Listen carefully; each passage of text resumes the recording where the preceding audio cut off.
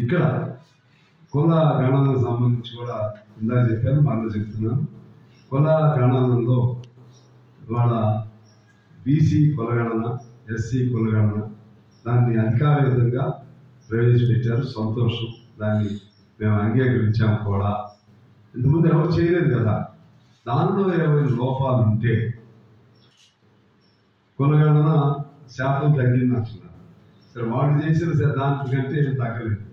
ఒకవేళ తగ్గిందే అనుభవం నిజంగా మళ్ళీ దాన్ని గ్రామ సభలో పెట్టాలి.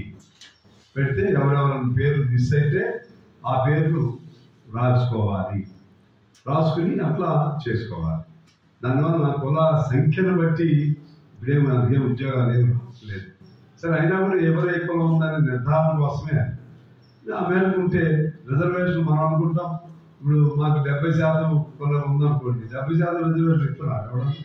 ఏ కులానికి ఎంత ఉందో ఇస్తున్నాడా? సుప్రీంకోర్టు రూలింగ్ లేదా? దాన్ని ఫైట్ చేయాలి. అది ఫైట్ చేయాలి. అది ఫైట్ చేసి ఏ కులం ఎంతో మేమెంతో మాకంత రిజర్వేషన్ అనే స్లోగన్ ఉంది కదా, అది అమలు అవ్వాలంటే సుప్రీంకోర్టు మీద కూడా మన రాష్ట్ర ప్రభుత్వం ఫైట్ చేయాలి. తమిళనాడులో లాగా అవకాశం ఇవ్వకుండా ఫైట్ చేయాలి.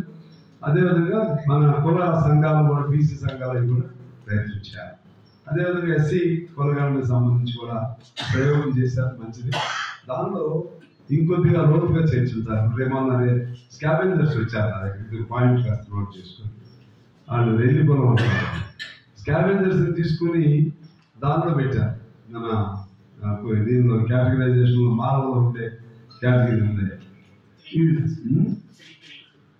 3లో దానిలో పెట్టారు.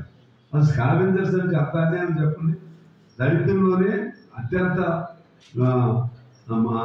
అమానవీయమైనటువంటి పని చేసేవాడు వాళ్ళని తీసుకెళ్ళి వాళ్ళకి ఇంకా స్పెషల్ కేటగిరీ కింద పెట్టాలి. ఇటువంటి కూడా మళ్ళా అధ్యయనం చేయాలని చెప్పి మేము కోరుతాము. అదేవిధంగా ఆర్టీసీ వాళ్ళు